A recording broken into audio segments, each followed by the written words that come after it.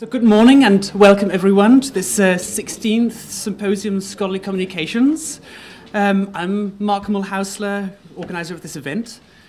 The librarian Artemis Kirk regrets that she cannot attend the event, I'm afraid, because she's in the campaign trail for Georgetown, but that should not detract from a very interesting and delightful cast of speakers. Very distinguished speakers we're glad to have. We have here in the front row Amy Brand, who's the Harvard Assistant Provost for Faculty Appointments in the Office of the Provost, where she oversees the review of faculty appointments and the management of faculty appointment information. She works really closely with the senior administration, faculty members and deans across the university on a range of faculty matters with a focus on improving faculty appointment processes, IT systems and policies of the university. Before moving to Harvard, Amy held long-term positions as Executive Director at MIT Press and as Director of Business and Product Development at Crossref. She's also got a really exciting project going with Orchid and Global Researcher Identifier Initiative. Then we have Lynne Herndon, who has many years of experience working in scientific and medical publishing. She's now Senior Vice President of Global Academic Relations at Elsevier. She was medical editor at Churchill Livingstone and commissioned some of Elsevier's now best-selling books. She was also CEO of Press for Elsevier and Lancet's publishing director. Is there anything else you would like to add? No, that's enough. It is quite enough. And finally, Mika Altman, who's social information scientist at MIT, who's director of research and head scientist, program information science for MIT libraries. And prior to arriving at MIT, he also served at Harvard University for 15 years as associate director of the Harvard MIT Data Center and as archival director of the Henry A. Murray Archive, and so on and so forth. So he's really interested in the intersection of information technology, privacy and politics, on dissemination, preservation, reliability and governance of scientific knowledge. We have a really interesting group of speakers, and I wanted to bring these together for a presentation of very different perspectives on the research process, to give the big picture on the specific challenges, both technical and political, in furthering, promoting and planning for scientific research.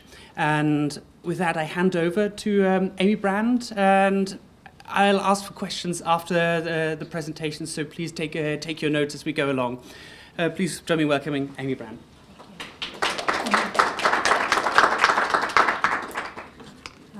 Thank you very much. Have you ever noticed that conversations about the transformation of scholarly communication inevitably end with one party saying, you know, nothing's going to change until provosts or other powers that be flip a switch and somehow make a consensus decision to include data sets or digital monographs, open access publications, to count those towards tenure and promotion? I see some heads nodding. It's certainly something that I have heard several times. And now that I work directly on tenure and promotion, I have a real appreciation of the complexities and challenges around that.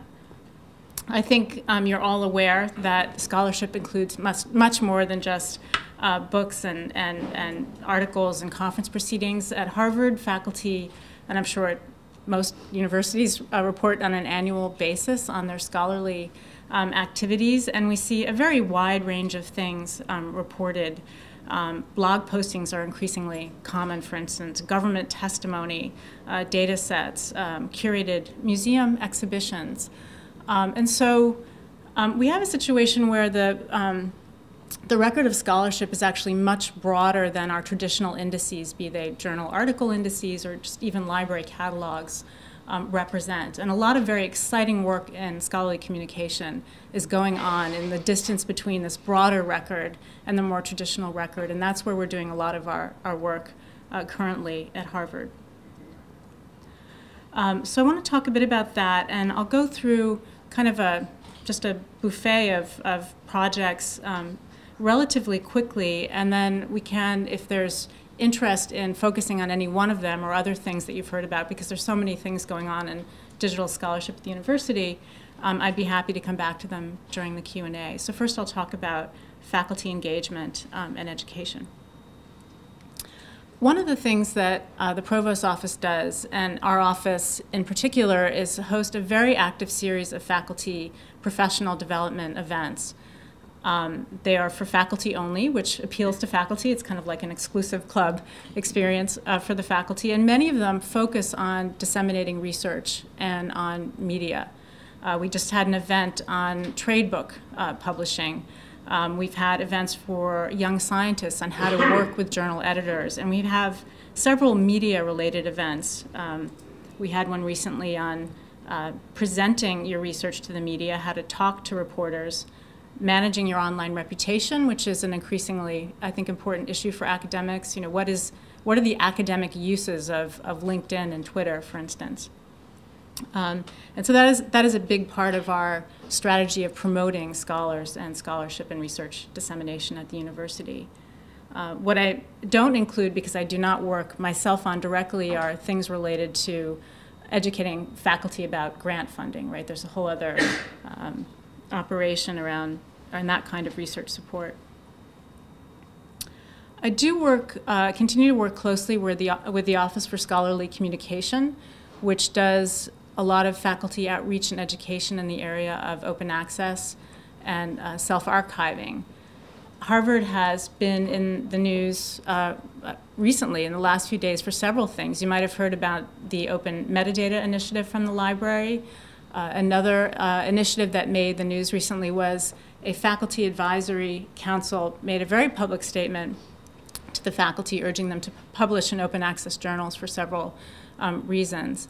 But most of the activity of the Office for Scholarly Communication is focused on getting faculty to follow through on their own resolutions in the area of self-archiving and open access. So you can see listed here 7 out of the 9 faculties at the university have their own open access commitments or resolutions: arts and sciences, education, design, business, law, government, divinity. And the 2 that are missing, the medical school and the School of Public Health, are schools where the faculty members are more focused in a way on the NIH open access mandate. They're publishing in biomedicine, which provides for a 12-month embargo or delay in self-archiving your work, which is inconsistent with the Harvard policy. So those inconsistencies between the 2 policies are still being worked out.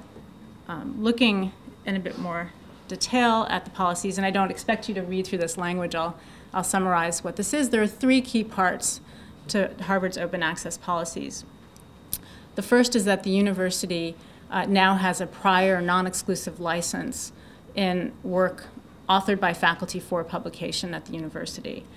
The second is that the faculty member is committed to provide the author's final manuscript, a copy of the work, to the institutional repository on or before publication.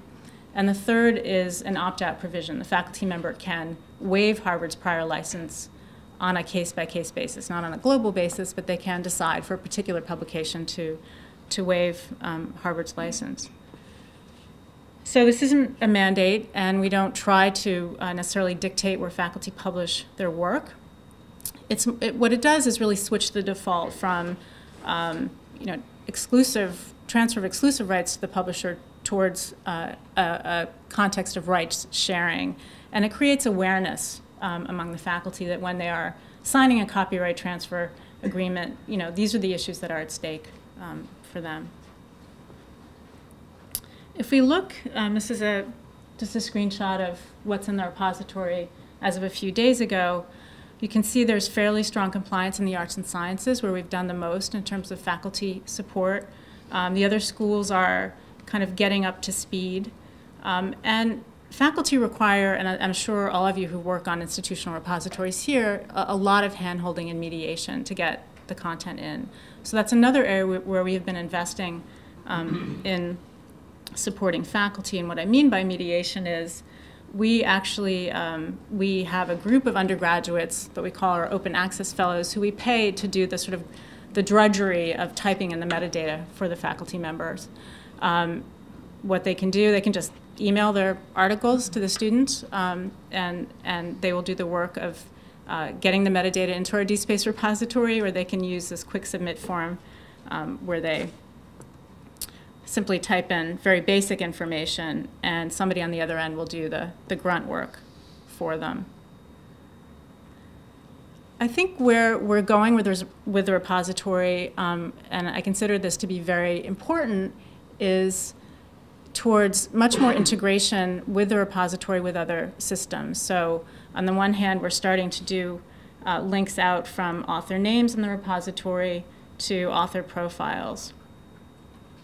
On the other hand, and this is where I'm doing some work, we're going from this report tool where faculty in the Faculty of Arts and Sciences have to, on an annual basis, list the things that they've done, where they can actually upload within that workflow, where it's sort of more on the faculty member's critical path, they can upload the document to the repository.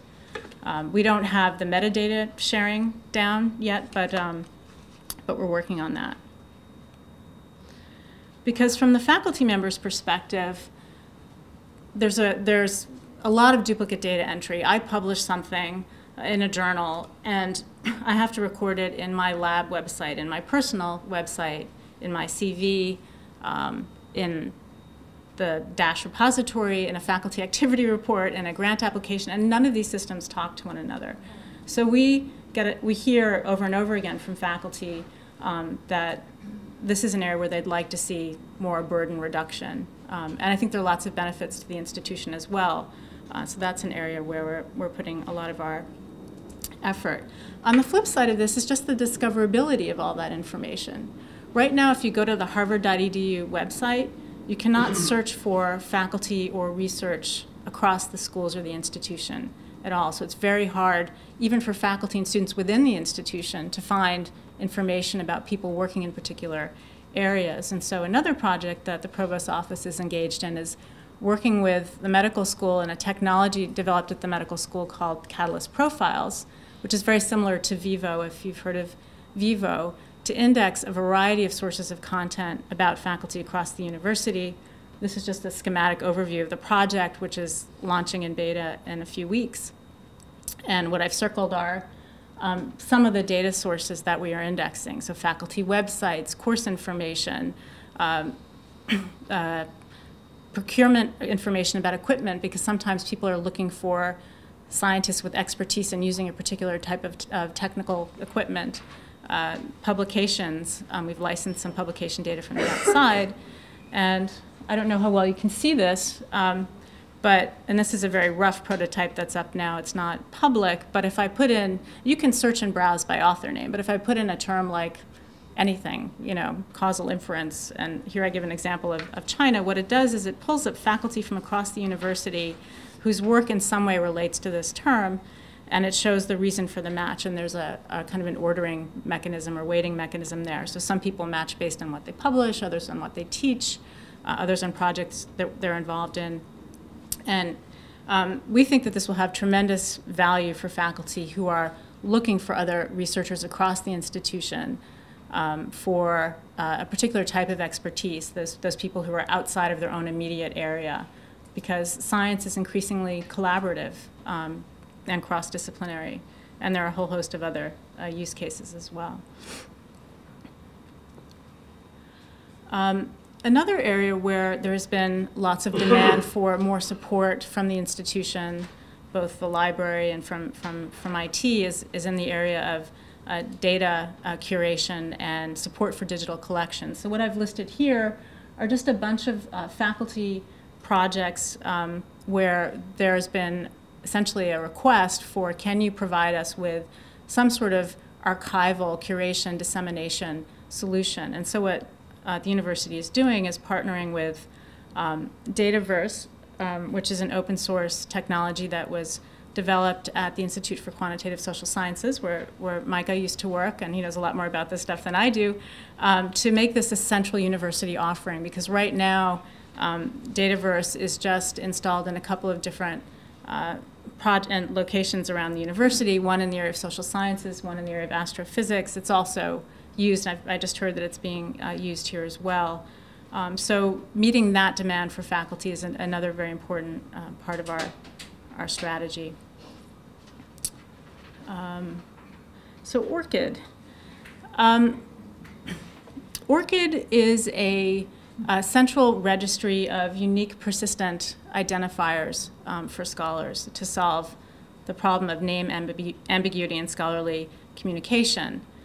For those of us, whether you're a researcher or somebody who sort of works in scholarly communication, it's very problematic that, for instance, 2 out of 3 author name strings in PubMed is non-unique, when in fact one of the most common ways researchers search across PubMed is by author. And so this is a sort of very fraught process for them. And for me, working on tenure and promotion, for example, if I go to pull a citation report for a candidate in Google Scholar or in Web of Science, it's often a kind of iterative process depending upon the name of the person. And so Orchid is intended to solve that by creating these unique identifiers for researchers. And I believe that it's through efforts like this, and in particular through Orchid, that we can, in fact, actually support scholars in creating this broader record of scholarship, because they can then be empowered to authoritatively associate themselves with a much wider range of scholarly products and work.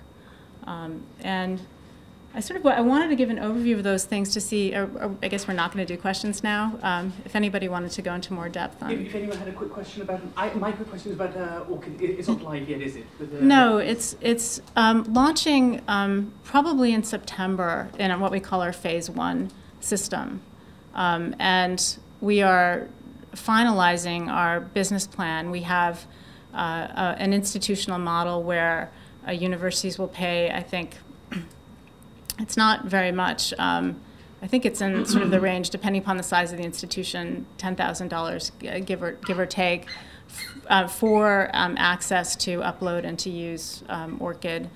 We've been doing some faculty outreach. We hired Deanna Markham recently, who now works at Ithaca as a consultant, to talk to universities about whether or not they actually get what the value proposition is. And it's sort of a hard value proposition to get, because what we're saying not necessarily is you're going to see some sort of cost-saving benefit right away.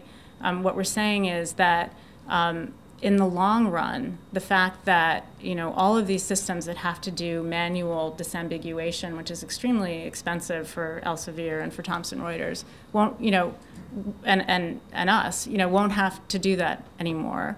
And that this is extremely important for research and for improving research navigation and discovery. And so there are some, the situation in most universities that Deanna talked to was that the librarians tend to get it more than others at the university, and there really is, in most universities, no one person that owns the sort of the management of faculty-related information and research information in a way that they can make that decision. And so we're really having to refine our pitch.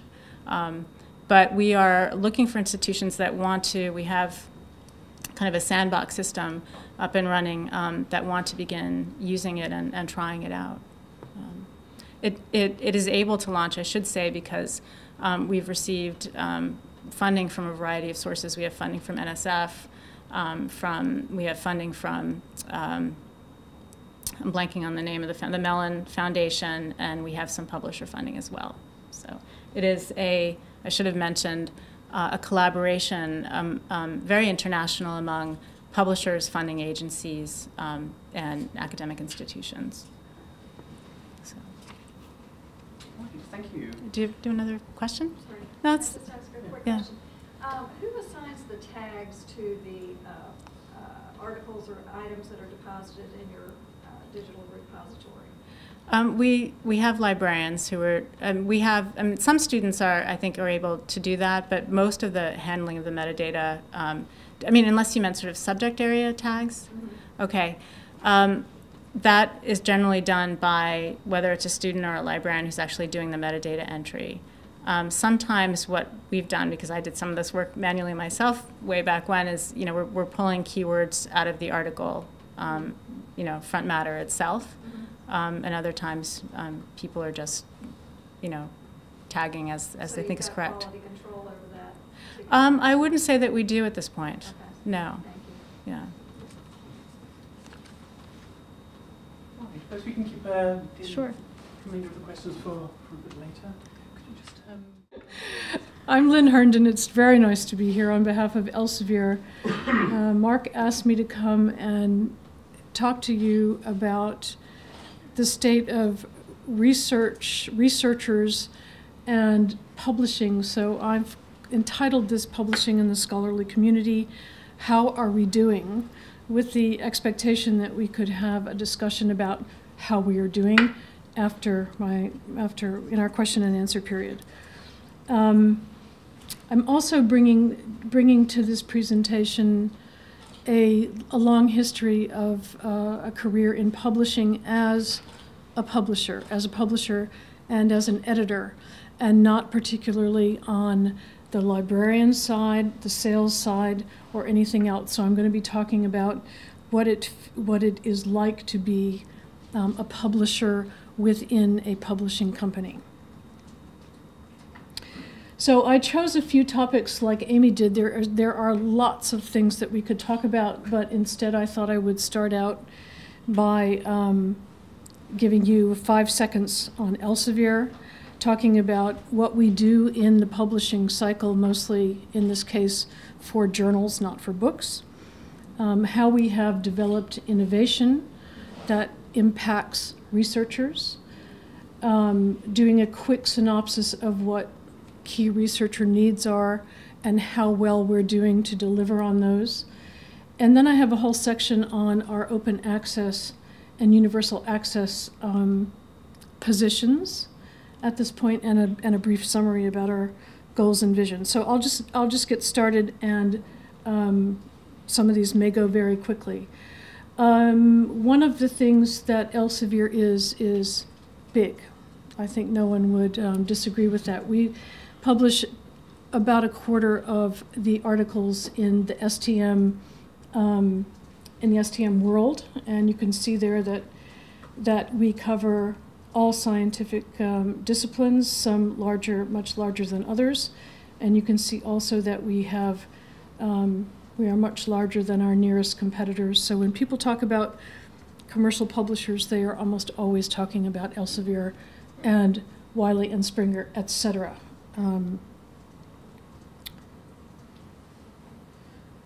We publish 2,200 journals, and we cover, as I just said, 25% of the author market. We have developed a number of innovations over the past couple of decades. One of them is ScienceDirect, which gives 10 million scientists access to 10 million journal articles. We launched Scopus, which covers 17,000 journals in its abstract and indexing database. And we also have on the medical front a service called MD Consult, which gives health professionals a way to make better decisions in caring for patients. We're in 180 countries, and we employ over 7,000 people. Oh, I beg your pardon. We have sales in 180 countries, but we're based in 26 countries. That's right. So the overall S&T mission statement, S&T standing for Science and Technology at Elsevier, is a somewhat expanded mission statement beyond just what relates to researchers. And I'll read this to you. It's provide information and workflow solutions that help institutional decision makers as well as researchers create significant value by building insights, enabling advancement, and improving research-driven return on investment. So this is a slightly sort of a stretch mission statement for Elsevier, because I think a few years ago, if I had shown you the research, the mission statement, it would have been focused solely on enabling researchers to create value and advance science. I'm not going to talk very much today about that institutional decision makers piece, because I don't think it is particularly relevant to researchers. Happy to answer questions about it later if you have any. So this is a complicated slide. If you just focus for a second on the yellow parts, this is a schematic of what the publishing process for journals actually is, how it works. If you start at the top, we have editors who are soliciting and managing submissions. We support the peer review system. We do editing. We prepare our files for production. We do the production. We publish. We disseminate and provide access, and we archive and promote. And as that goes around, we are of course working on our editorial boards. We're replacing editors, and we are covering emerging topics in scientific fields as they come up by launching new journals. So this is definitely a circle that doesn't necessarily stay the same size, but it is what we do over and over again. And you can see some of the statistics and just read those for yourself of how many papers and how many journals we are involved with at any one time. So, but I would consider us very historically and continually researcher-centric. We are basically staffed at Elsevier to enhance the researcher's publishing experience. Because we are working on peer review, editing, and our production systems to promote quality, those work almost like a machine, but that's because we have so much critical mass to make them work that way. So we actually are experiencing best practices throughout this entire experience.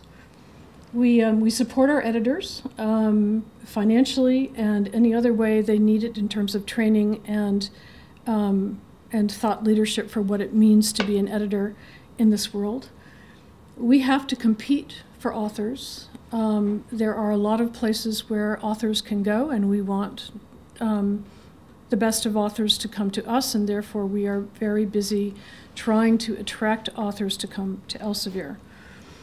We enhance their visibility and discoverability once they are published with us through the mechanisms of ScienceDirect and Scopus and web pages and marketing. We have done some interesting technology innovations and I'm going to show you some of those. And we do, on behalf of authors, work with institutions on sponsoring and on any mandates or recommendations, as Amy was referencing, for where to publish. And we do all that on behalf of our authors. So this is one of the big innovations that we had starting in 2009. It's called Article of the Future. And it actually, I mean, as the former CEO of CellPress, I can say this started at CellPress. This was a way of looking at the article in a non-narrative form. You can, as a reader, read it in the traditional and PDF-like format, read any standard article that way. And you can also navigate through the article without reading it at all. So the article is broken down into its inherent messages, and those messages are largely graphical instead of linear. So that is being rolled out. All the articles that are published at CellPress, all those 28 journals, are now available in the Article of the Future format, and that is being rolled out across all Elsevier titles as well. And again, using my my most recent example of Cell, this is just an illustration of our new electronic table of contents, which we send out to all of our readers. We are showing now images. We are showing video abstracts. It's hard to see, but there's a picture of two researchers there, and they are actually taped in a 5-minute segment talking about the paper that they've just published in one of the Cell journals, and giving a summary of it so that you can get into the paper that way. We also do author interviews and podcasts in which we talk about what we're publishing, and that helps to enhance the visibility and discoverability of these papers. Again, from Cell Press, we have started a journal which is open access, and if you want to publish in that journal, authors are charged $5,000 per paper. It is a short article format, so it can be it's a little more speculative than Cell. It's maybe a little bit easier to get a paper into Cell reports than it is into Cell, because Cell wants you to tell the entire story, and if you don't have the entire story ready, you can take it to Cell reports. It's a very large umbrella journal in its scope, and we've published 4 issues so far, which are basically collections, monthly collections of the journals that appear online. It is an online-only journal. And of course, with Sciverse Hub, that is the large entity that includes ScienceDirect, it includes Scopus, and third-party applications, and we are allowing researchers to submit as third-party developers to build additional functionality in this universe. And we're doing things like enriching our content with maps and other kinds of spatial data and chemical data. Here you have, this is a geology application for malaria in Benin. And so it's more than just a narrative presentation that you get when you're reading a journal article. And here we have searching the chemical way, which is not narrative, but in fact very complementary to a narrative, and gives all kinds of information to the researcher who is working in that sphere. So here's the list of what we think matters to researchers. These are almost traditional kinds of matters for researchers, and let's just have a look at where we are today and how we are doing. We do a lot of studies to talk to people about what they think about the important elements of publishing, and 96% of researchers regard peer review as an important quality monitor. And we are also engaged as Elsevier in cross-check with a lot of other publishers, which will allow us to fight plagiarism and hopefully stamp that out. We have got 10 million articles on ScienceDirect. The Lancet, which is published by Elsevier, is captured back to 1826. So we've managed to put everything historical in preservation. And we work with the Dutch library and Portico and clocks as well. It turns out that researcher productivity, basically since we have had online access to literature, has increased, and researchers read 25% more articles from twice as many journals now as they did when we were just using print. Now, value and costs. Now, how much does that actually matter to researchers, or does it matter more to librarians? This is really, we have moderated our price increases over the last decade so that we have been at about 5.5% for the last 5 years. This is obviously a very heated topic, and we can talk about that later. But in fact, the value for money to the end user in the electronic era in the last decade from Elsevier has improved. And finally, with regard to increase in access levels in the same time period, about 90% of researchers have access to about 90% of STM journal content. So we know that access has improved, that researchers are now saying access is not in their top 10 problems, it's number 12. And we are also giving access to biomedical, agricultural, and environmental literature away for free to countries that qualify under a program called Research for Life.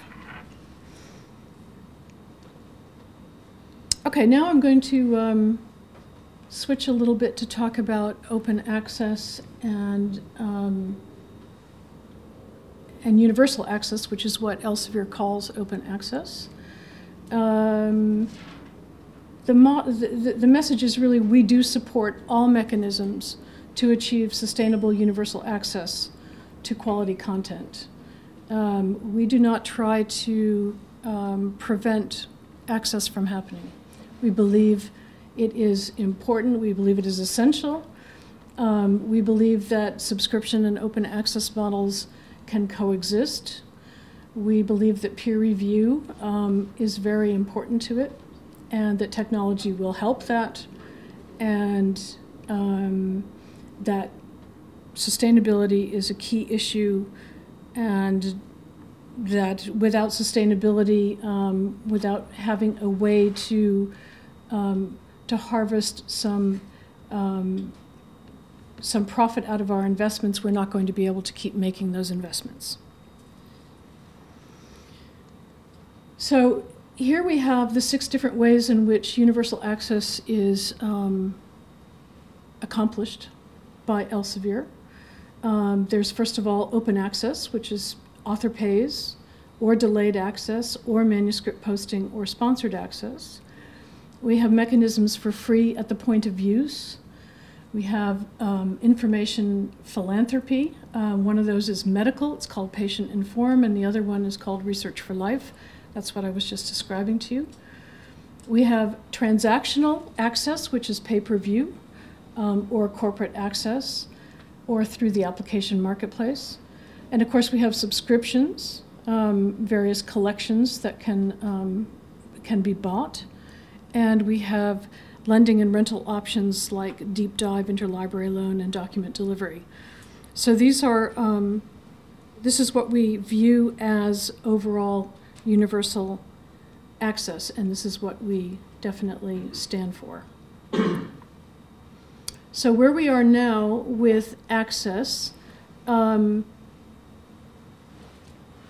type of content that is most easy to access according to our surveys now is research articles in journals at 93%, reference works at 74%, et cetera, down the chain to data sets, which are at the lowest but will grow.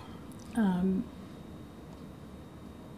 the geographical distribution for that is very high in North America and lowest in Africa.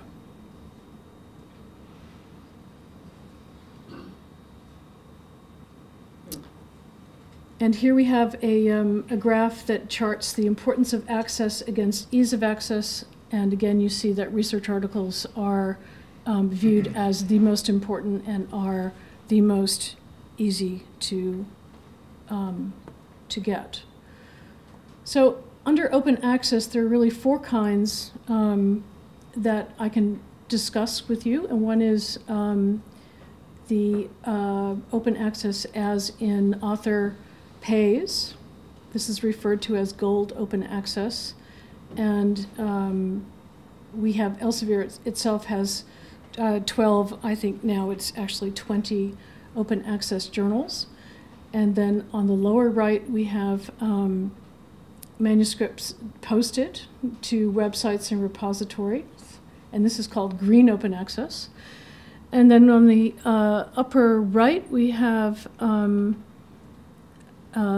sponsored articles, and we have agreements with several different institutions to support those. And down at the bottom, we have free access to articles, and that is subscriptions that make their contents available after a time delay. So to look at each of those a little more closely, the industry top players in gold open access are Public Library of Science, the BMC, and Hindawi. Those are the largest ones, but traditional publishers like Nature, Oxford, and Wiley, and Elsevier are launching open access titles. And there has been a 40% growth in the number of journals and the number of articles over the past 5 years, switching to open access. And here are some of them.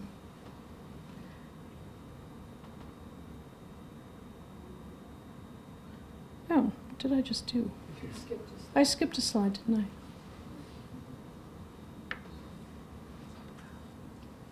Now this is the hybrid model. The titles are not showing up, so I'm sorry that that's confusing. I can kind of see them on here, but they're not showing up. They're a faint shadow. The sponsored article option or hybrid journal is where authors are publishing in a subscription title, and they can pay for their open access to their articles. And more than 15 publishers have the sponsorship option for all or most of their journals. And uptake is low at the moment, but it will grow because funding bodies are continuing to be interested in this. Elsevier has 1,200 journals, and that's grown enormously over the past few years. And we have funding body agreements in place, and we are committed to not taking money twice. In other words, if someone is paying for open access, they're not also, we're not charging a library twice for that. Okay, this is articles and subscription titles being available after a delay. An estimated 7% of articles are available that way, and this is happening primarily in the life and health sciences, and sometimes society-owned journals do this very often. The CellPress titles started to be free after a 12-month delay in 2005. And that has worked very well for CellPress. We're expanding, Elsevier is expanding to other titles and doing new pilots as well.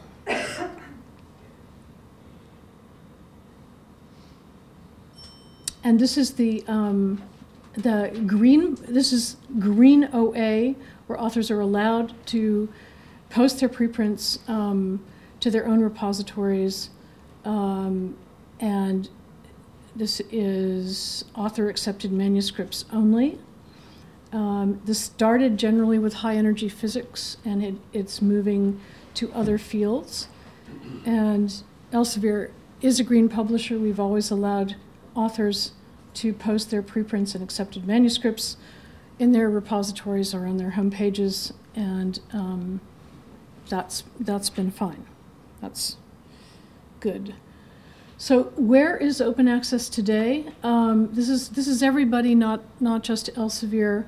You can see there's been steady growth from 2005 to 2012 in open access journals, in sponsored articles. The largest is the free access to the archive, and in manuscript posting, that's been a double increase.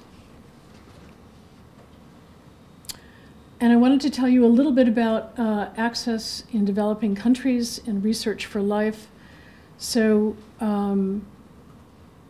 there are 114 countries that qualify for this. which it is online access to 8,000 peer-reviewed scientific journals, books, and databases. And it means that full-text articles can be downloaded. You can search by any kind of keyword, and it provides developing countries with free or low-cost access to peer-reviewed content online. And we actually go out and train those countries in how to use this. And we're going to expand this program as we go on. So just to wrap up, our concrete goals and visions at Elsevier is to deliver on our mission statement, and even though the mission statement has been broadened to include institutions, we're also still keeping researchers front and center. We want to test new business models. We know that not just one model is going to work, and we want to make value the core proposition for researchers and for libraries. So thank you. Good morning. So this will be a bit more speculative than the previous presentations, and so it comes with some obligatory disclaimers and poorly sourced quotes. And you should be aware of my personal biases. I started out as a software engineer and then was trained in, quote, social science, unquote. And became a librarian and eventually an archivist by osmosis. So that it reflects a variety of perspectives, but not all of the relevant ones. I do a lot of research, and all of the ideas are the results of interacting with people. So don't blame any of my collaborators for anything wrong. Any mistakes are mine, but they deserve the credit for anything good in here. And here are some related publications. So what's the map for this talk? First, disruptions. And could disruptions be a good thing for science? What's going on in the library and preservation community that's related to this? And a few shameless plugs. So a very wise woman, also my boss, noted a decade ago, the complex system of relationships and products known as scholarly communication is under considerable pressure. I think we'd view that as an understatement now. And a number of sort of my idiosyncratic observations are that, though not unique, the practice of science, both the people who are doing science, the evidence base for the science that's getting done, and how people are publishing, how people are disseminating information about science. It's all moving out to the edges. It's not all at the edges, but it's moving. Right? And that filtering, replication, integration, reuse are increasing importance relative to publication, full stop. So, what are some big changes in this? You hear lots about big data, and that's certainly a change in what we see, as well as just getting more and more information in research, is that the evidence base is shifting. And I can speak more to my social science field, but it used to be that political scientists would, when they wanted to know what people's opinions were, they'd run out and take a survey. Or they'd look at the results of a government survey. People are not responding to surveys as much as they used to. The survey response rates have gone down 30%, 20%. A marketing survey these days gets about a 7-8% response rate. That's not very generalizable. But people are telling us their opinions all the time. They're tweeting them, they're blogging them, they're putting them on YouTube. So that's a difference, not just in more information. We've got continuous information about people's opinions. We've got huge sample sizes, but it's a real shift in the kind of evidence that we're getting. And also in our ability to replicate a particular result, reanalyze it, especially if we don't have access to that particular evidence base that the scientists use. Things are becoming more open, and it's from software, and this is probably where, at least as a software engineer, I saw it start. But now a lot of the infrastructure for doing the analysis of science is open. It's based on open source, on Linux, on open source databases, on statistical software like R. It's lucky that it's not on my computer. And of course, more publications are becoming open. And even metadata, that's the next push that I'm seeing out of the community is a desire and, in fact, some cases, actions to make metadata open. And I think that was shown quite clearly a few days ago when Harvard released 12 million catalog records. It's not the first to have done this, but it's a big push. Shifting to who does the science, and this is actually an author list. It may not look like it, but if you zoom in, you can see at that point the then 200,000 contributors to the Sloan Galaxy Zip. That's forming the evidence base, and we have collaborators doing being part of the sampled universe, contributing to the evidence base, contributing to the analysis with the gamification of protein folding and the like, and contributing to the science directly, writing up analysis. And the other biggest disruption is used to be that you filtered before you published. That what you got to see was, in science, was mostly the results of highly filtered process. You saw what was in the journals. Now, the trend is to publish stuff and then go back and filter it. Lots of things that appear in peer-reviewed journals a couple years later appear in archive. In my field, in SSRN, it's preprints. And PLOS is another variant on the filter than publish block. They do some filtering, but they do minimal filtering at the publication time to see, is this good science or not? Is it high impact? And then people will figure out whether it's a good article, maybe, based on article level impact measures, etc. We'll do more filtering afterwards. So what's the next big thing? More stuff. More mobile, more forms of publication, more forms of contribution and attribution, more work in the cloud, more things in the open, more publications, more interdisciplinarity, more access to people's personal data, more integration mashups, more students, lots more students. Hundreds of thousands of students are coming to courses in Coursera, we hope for MITx, more readers of stuff.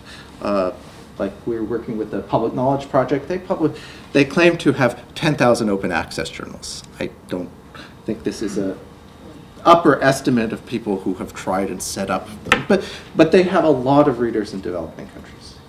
It's a lot more different types of readers. And more funders. We're seeing crowd-funded projects start to be successful, and more everybody. So all of these things stay stay the same. There's always budget constraints, invisibility of infrastructure, deadlines, all of this stuff, and that's not necessarily easy, right?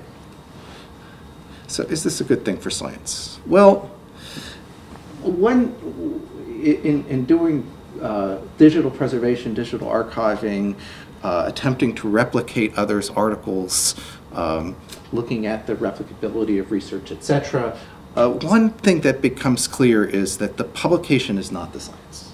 It's a summary of the science. It's a write-up of the science. The science is, in part, the data that's gathered. That's closer. The data is not self-explanatory either, but it's the tip of the science. And much of the full record of science and the evidence base for it is not well maintained. So what are some problems with current practice?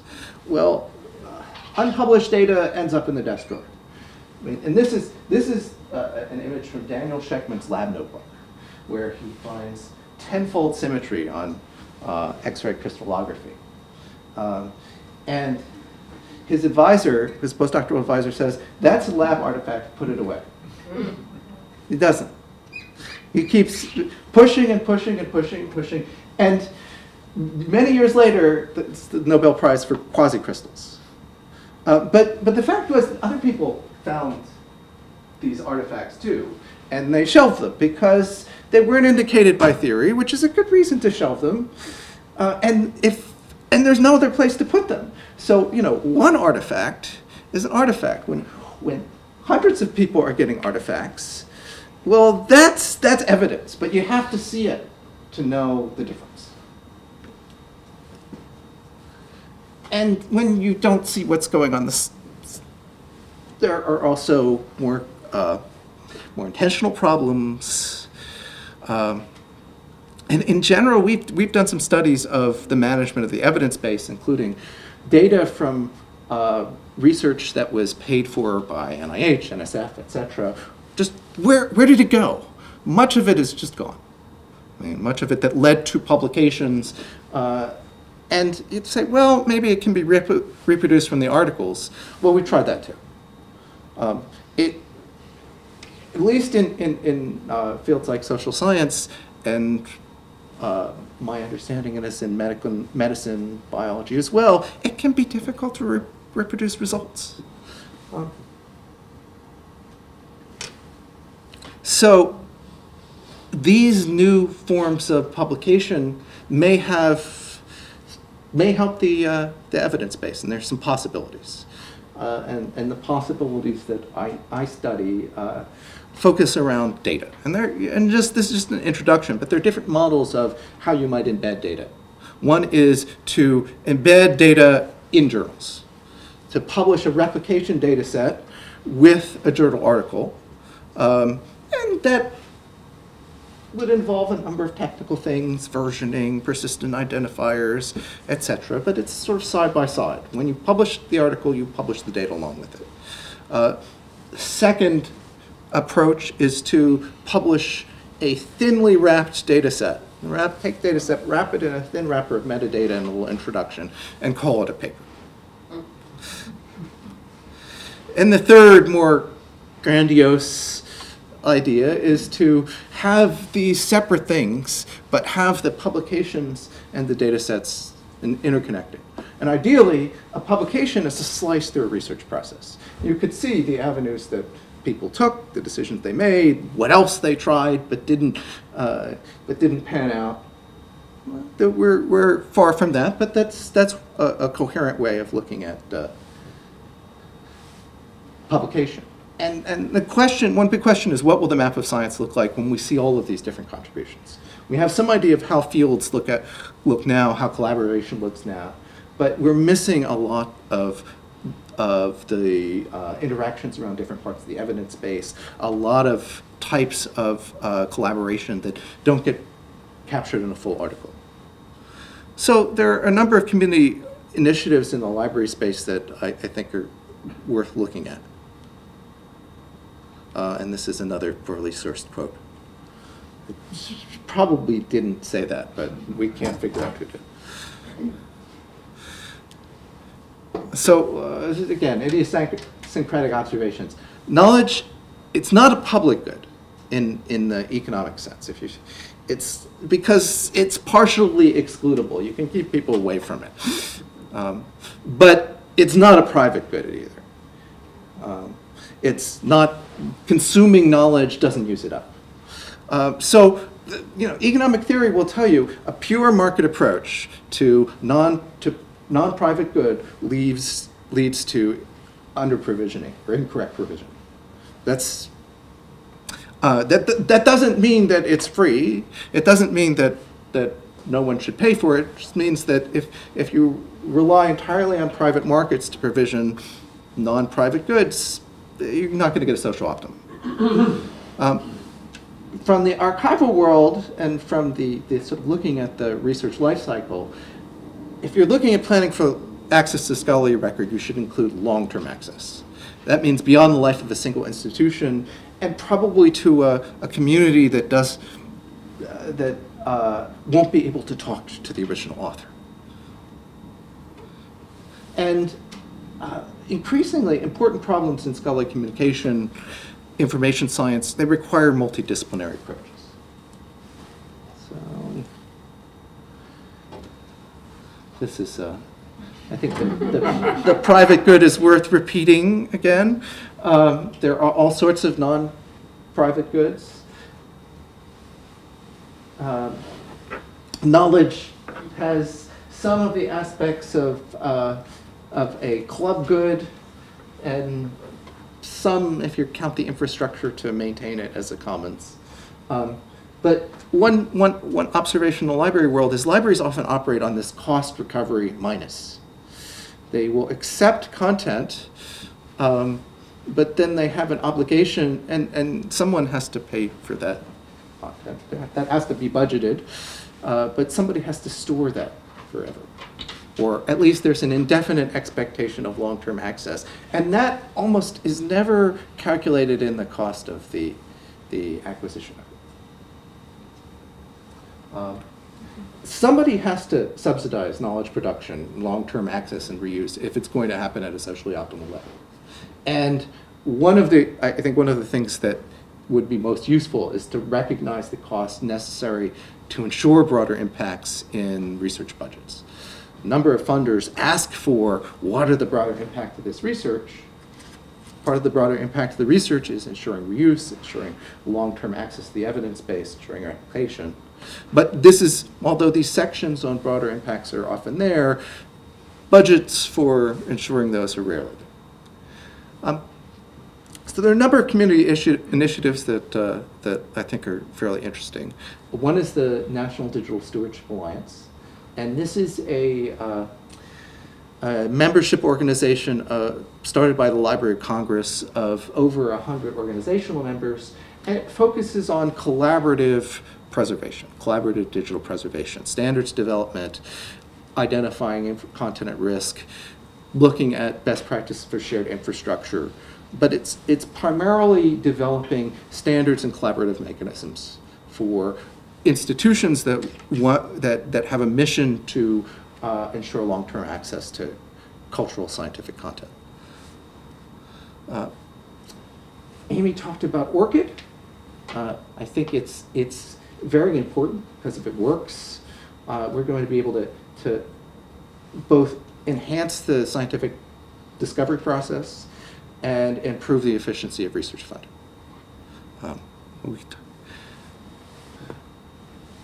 Locks, you probably all heard of. Lots of copies, keep stuff safe. It was started at Stanford. It's got library-run replications of published articles. What's less well known is a number of organizational collaboratives, mostly using locks as a software tool, that are collaborating to preserve all sorts of information. For example, the Data Preservation Alliance for the Social Sciences, which I'm involved in, uses this infrastructure to replicate research data. So we preserve our collections of research data at multiple sites. Meta Archive is 24 cultural institutions. They're using it for audio and video. And other sorts of cultural memory content. And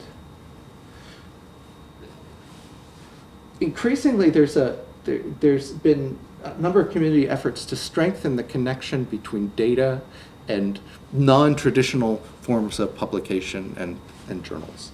And these are 2 efforts. Being able to give attribution is important in a number of ways. I mean, this may seem like a small detail, but it is the intersection of how we give scholars credit, which is sort of the scholarly currency, how we analyze the impact of scholarship, and how we establish the provenance of work, and how a article relates to the evidence base, how statements are supported by facts. Right? So this makes citation a key point in all sorts of ways in scholarship, and yet there's right now, no consistent machine actionable, generally followed mechanism for linking from publications to the data, software, other forms of evidence that support their assertions. And these are working on them. Just very briefly, 3 shameless plugs. One of the fun things we're doing with some collaborators at the University of North Carolina is developing a tool for institutions to manage replicated collections. Based on explicit replication policy. So if you've heard of tracked and trusted repository audit and certification criteria, for example, that says you should have this huge checklist of things that you do with your content to make sure that you're handling it correctly, including having a lot of copies and verifying them and keeping them in different places. Well, people often go through these checklists, but what they do at the implementation side is entirely separated from the policy. That doesn't mean it's different. It's not hypocrisy, it's that the tools do not exist to link high-level policies down to infrastructure provisioning. Right? And so this is a tool for saying, here are your high-level storage policies. This is your actual network of content. Do they match? And if so, what needs to change?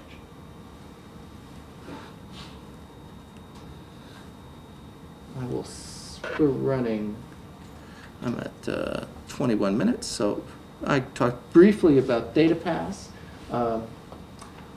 Amy mentioned Dataverse. There's a very interesting project that Sloan has generously funded, mostly for Harvard and Stanford, but MIT, I get a little bit to look over it, where we're integrating open journal systems in Dataverse so that we can demonstrate one of those models of data publication. And the idea is that there'll be a unified submission, review, and publication process for articles and data. OJS already provides a set of policy checkbox where an editor can set up a journal and say, I would like this number of reviewers, here's the reviewer pool, there are this many stages, and have the policies of the journal instantiated in a workflow. Right? And this allows data submission, review, citation to be integrated in that workflow along with the publication. For one possible model, and we'll start working on it this summer. So, parting, free advice, and a famous quote from Niels Bohr, often used in financial statements.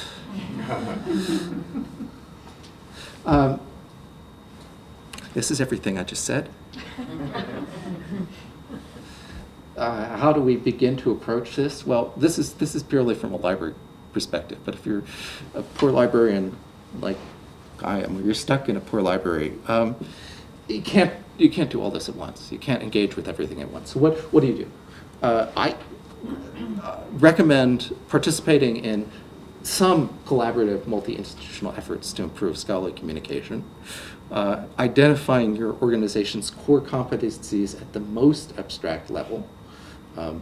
hint, I think it has to do with long-term access to knowledge, guiding multiple disciplines to knowledge, and managing it, but that's just my thoughts on it.